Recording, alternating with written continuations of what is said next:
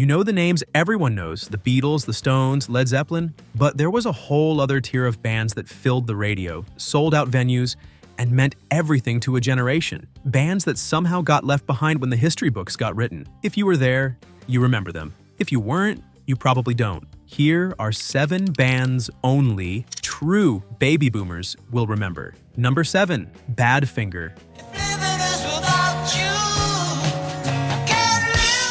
There are plenty of sad stories in rock and roll. Badfingers might be the saddest. The band started in Swansea, Wales in the early 1960s as a group called the Ivies, formed by a young guitarist and songwriter named Pete Ham. They were playing small venues, dreaming of getting to London, opening for bands like The Who and the Yardbirds whenever they could. Then, in January 1968, Beatles road manager Mal Evans and Apple Records A&R chief Peter Asher caught them at the Marquee Club in London. Evans took a demo tape back to Apple, played it for each of the Beatles individually, and the Ivies became the first non-Beatles act to sign with the label.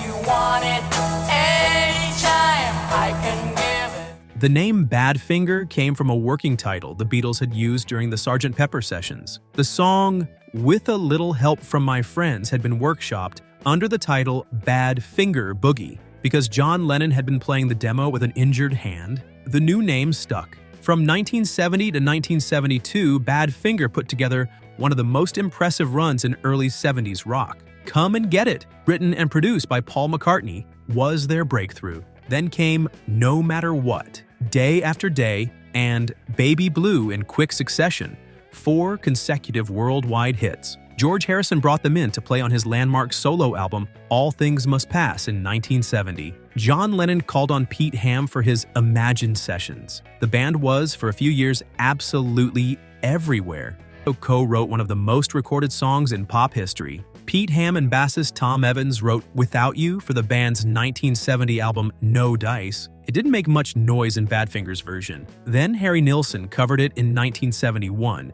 and it went to number 1 in both the US and the UK. Mariah Carey covered it again in 1994 and went to number 1 all over again. It was the same song, written in a small rehearsal room in Wales, that kept generating hits across 3 decades. What happened next is one of the most painful chapters in rock history. The band's manager, an American businessman named Stan Polly, systematically defrauded them. Funds from recording advances disappeared. Royalty payments were tied up in lawsuits. The legal and financial chaos was so severe that Badfinger's albums were withdrawn from sale for years. Fans couldn't even buy their music. Warner Brothers eventually sued the band for breach of contract in a mess that was entirely not of their making. Pete Ham, facing bankruptcy and with a child on the way, took his own life on April 24, 1975. He was 27. 8 years later, Tom Evans died the same way. Drummer Mike Gibbons passed away from a brain aneurysm in 2005, leaving guitarist Joey Molland as the only surviving member of the classic lineup.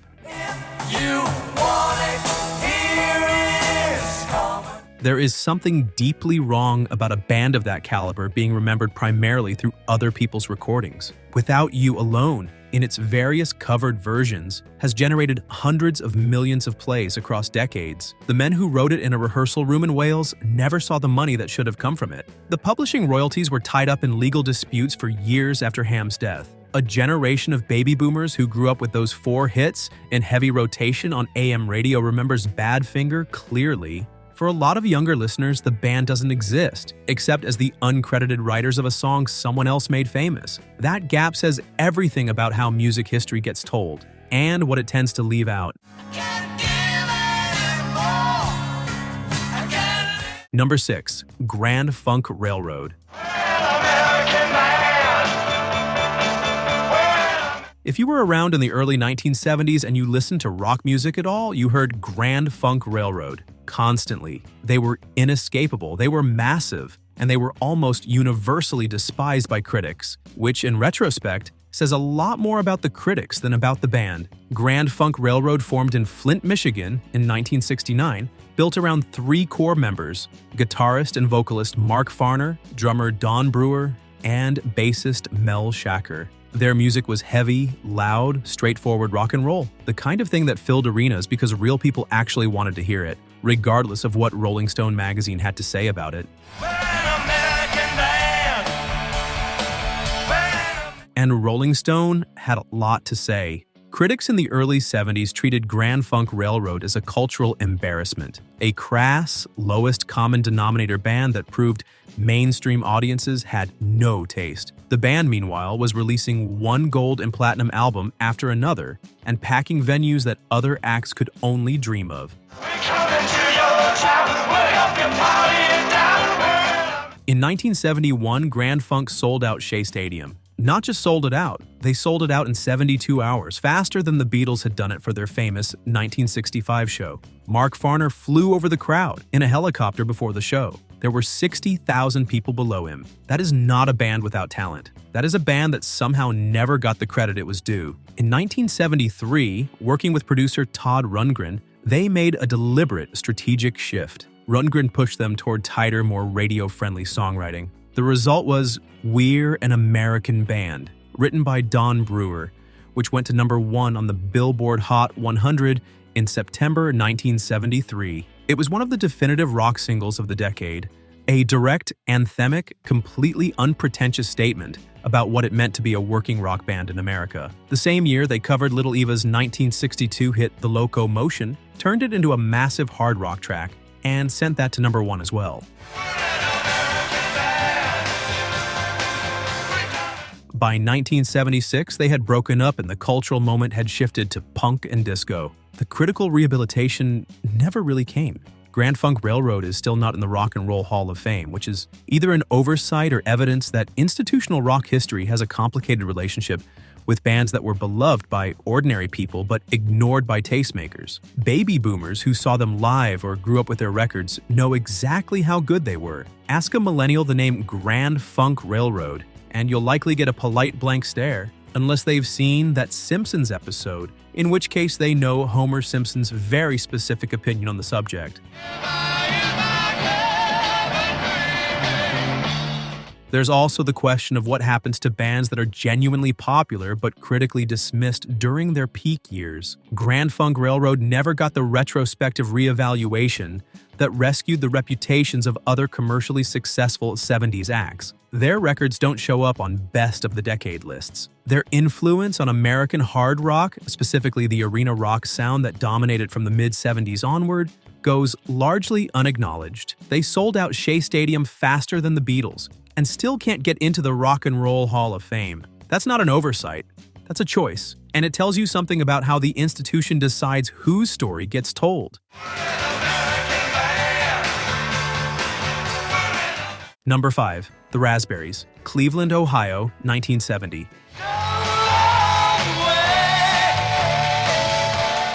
Four musicians who'd been kicking around the local band scene, Eric Carmen, Wally Bryson, Dave Smalley, and Jim Bonfanti, formed a group that wanted to do exactly one thing: write the best possible pop songs they could, in the tradition of the Beatles and The Who. They called themselves the Raspberries, and for 5 years they turned out some of the most immaculately crafted rock and roll of the decade. Their debut album came out in 1972, and the second single off that record was Go All the Way, a song Eric Carmen had written with an economy and precision that most songwriters never achieve. It went to number 5 on the Billboard Hot 100. It sold over 1 million copies. It was banned by the BBC for its suggestive lyrics, which probably helped sell it. Rolling Stone later called it one of the greatest power pop records ever made.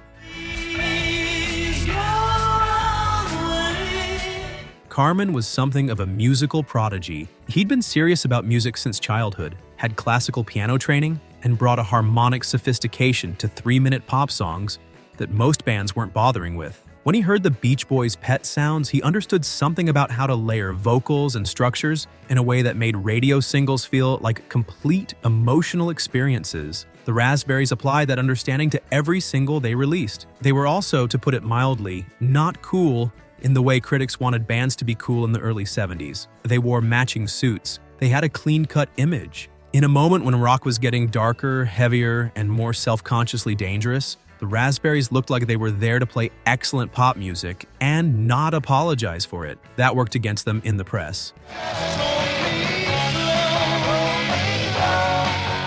The band broke up in April 1975 after 5 years and 4 albums. Carmen went solo and had immediate success. All by Myself hit number 2 in 1976, and he'd later write Hungry Eyes for the Dirty Dancing soundtrack in 1987. But the Raspberries as a band stayed largely in the background of rock history for decades. Younger audiences know Go All the Way mainly because it turned up in the Guardians of the Galaxy soundtrack in 2014, and then in Almost Famous in 2000 before that. Most of them have no idea who the Raspberries were. Eric Carmen passed away on March 10, 2024. The city of Cleveland, in collaboration with the Rock and Roll Hall of Fame, posthumously declared August 11th his birthday, Eric Carmen Day. It was a fitting honor, and it came about 50 years later than it should have.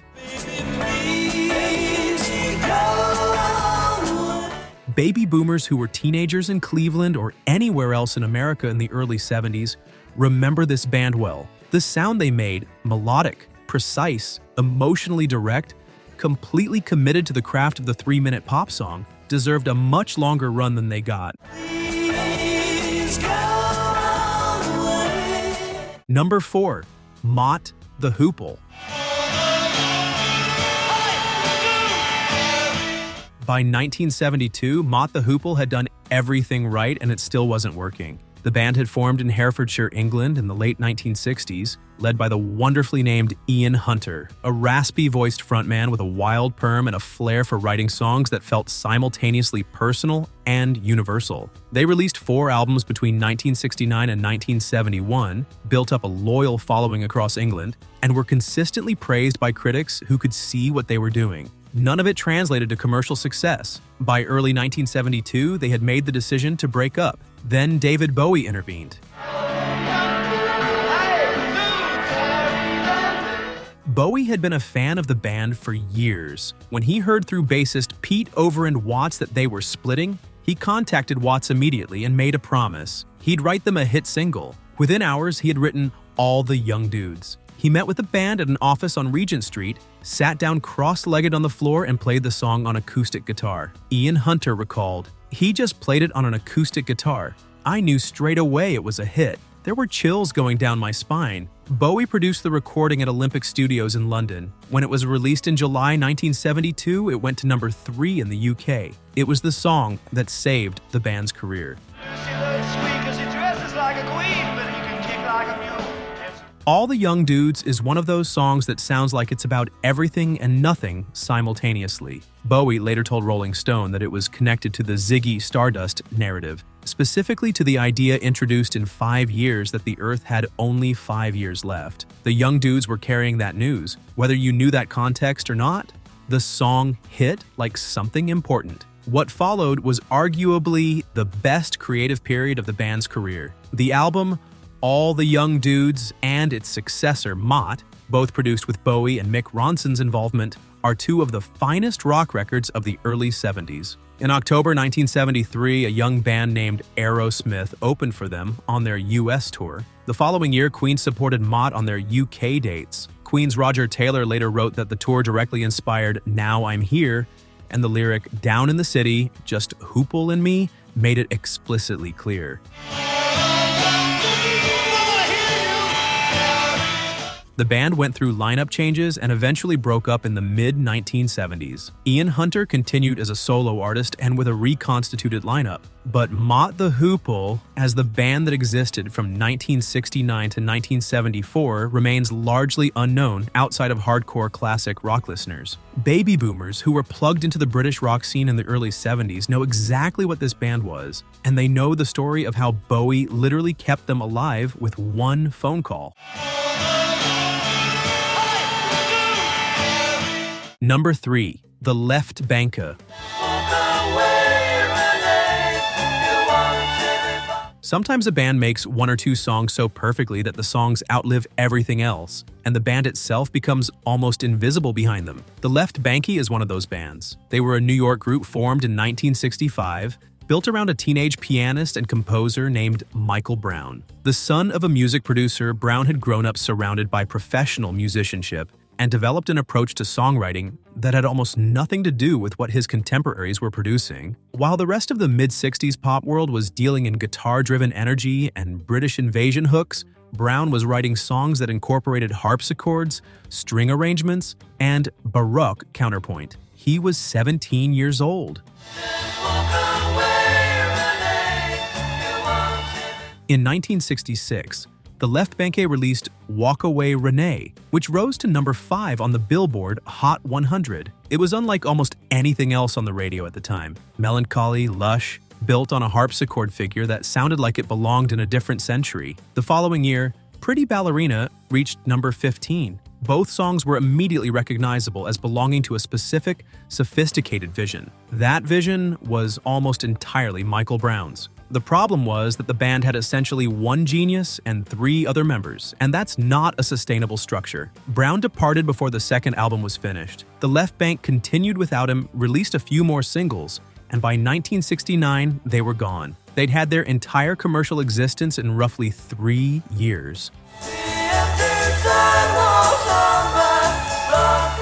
What they left behind influenced an enormous amount of what came later: chamber pop, Baroque pop, the entire category of melodically sophisticated, orchestrated rock that runs from bands like Big Star through the Lilies through Belle and Sebastian. Brown's approach to writing rock songs with classical structures was ahead of its time to a degree that the industry couldn't quite process. Baby boomers who were teenagers during the British invasion and the mid-60s American pop scene have a very clear memory of Walk Away Renee drifting out of a radio somewhere in 1966. It was one of those songs that stopped you mid-whatever you were doing. The harpsichord, the strings, a vocal melody that felt genuinely sad in a way that most pop songs of the period didn't bother with. Younger listeners who know the song, and many do through covers and compilations, often have no idea who recorded it. The Four Tops released a cover of Walk Away Renee in 1967 that reached number 14 on the Billboard Hot 100 and brought the song to a whole new audience. That version is sometimes better remembered than the original.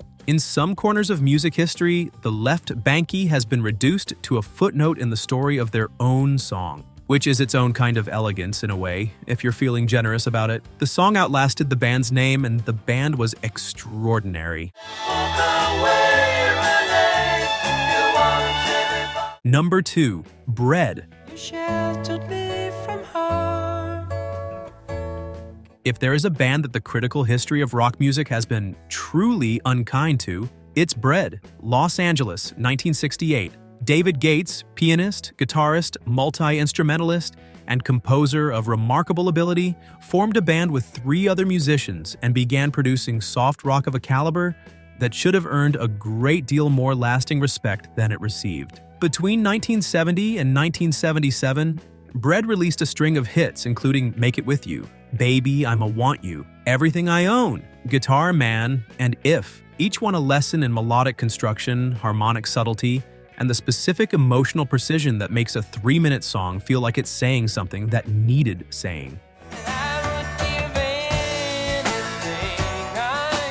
Make It With You in 1970 became their first number 1 hit. It went to the top of the Billboard Hot 100 and the Adult Contemporary chart simultaneously. Gates wrote it, arranged it, and sang it with a vocal restraint that was at least as technically demanding as any of the big voices of the era. The song managed to be musically sophisticated and emotionally direct at the same time, which is harder than it sounds. Critics called soft rock easy listening. They meant it as a dismissal. What they were actually describing was music that required skill to write, skill to perform, and skill to produce. Music that was exactly as hard to make well as the music that got taken more seriously, just without the leather jackets and the volume. The internal tensions in the band led to a split in 1973, a reunion in 1975 for 2 more albums, and a final breakup in 1977. Gates had a modest solo career afterward, but never found the same commercial footing. Bread's reputation suffered partly from the genre they helped define. Soft rock became easy to mock in the punk and post-punk era, and partly because their elegance was mistaken for blandness by people who weren't listening closely. Baby boomers who were in their 20s in the early 70s and heard If for the first time on the radio know exactly what that song did to them. That memory has been sitting quietly for 50 years. And I would give anything I know. Number 1. Poco. This crazy love of mine wraps around my... Poco is the band at the bottom of a very specific genealogy, and the fact that they're not famous is genuinely unfair when you trace that family tree. When Buffalo Springfield dissolved in 1968, its members scattered in multiple directions. Stephen Stills and Neil Young went toward Crosby, Stills, Nash, and Young and their separate solo careers. Richie Furay and guitarist Jim Messina stayed together and formed Poco in 1969. The sound they were after was a fusion of country, folk, and rock. The California sound that would define a decade, delivered with harmonies and a lightness of touch that made everything feel effortless. Poco's first album, Picking Up the Pieces, came out in 1969. It was a strikingly accomplished debut, the kind of record that makes critics write things like, if they can hold this together, they're going to be enormous. They had that specific brand of West Coast sunshine in the music that made it feel like the right record for driving on a highway somewhere between Los Angeles and the desert. It was country rock before that term was really in use, and it was excellent. The problem was partly timing and partly the people who kept leaving. Jim Messina left after the second album to form Loggins and Messina. Randy Meisner left and went to the Eagles. Timothy B. Schmidt, who joined later, eventually left for the Eagles too. The Eagles took Poco's sound, polished it to a commercial high gloss, and became one of the biggest selling acts in the history of popular music. Poco, the band that had been there first and done the groundwork, stayed in the background. Count the stars in a summer sky. They did have a genuine hit in 1978. Crazy Love reached number 17 on the Billboard Hot 100, their best chart position after nearly a decade of making records. That's a long time to be excellent without the recognition showing up in the numbers. It happens all the time, this crazy... Baby boomers who were paying attention to country rock in the early 70s, who bought Picking Up the Pieces and understood what they were hearing, remember Poco as one of the great should-have-beens of American music. Part of what makes the Poco story so frustrating is how clearly the connection to the Eagles runs. When the Eagles won their first Grammy in 1971 and became one of the defining acts of the decade, the template they were working from had already been laid down by Poco. The harmonies, the West Coast looseness, the country inflection in the guitar work, all of it was already on Poco's early records. Richie Furay once described Poco's ambition as simply wanting to play music they believed in, without compromise. That turned out to be a harder road than the compromised version the Eagles navigated so successfully. The Eagles got the Grammy Awards. Poco got the satisfaction of knowing they did it first. This crazy love of mine wraps around my... 7 bands, 7 different stories about talent, timing, bad luck, bad management, and the particular way that musical history tends to narrow down to the names that fit on a short list. The bands that made the list get remembered forever, and the ones that made equal music, had equal impact on the people who heard them, and somehow got left off, fade into the background of a decade that still gets talked about constantly.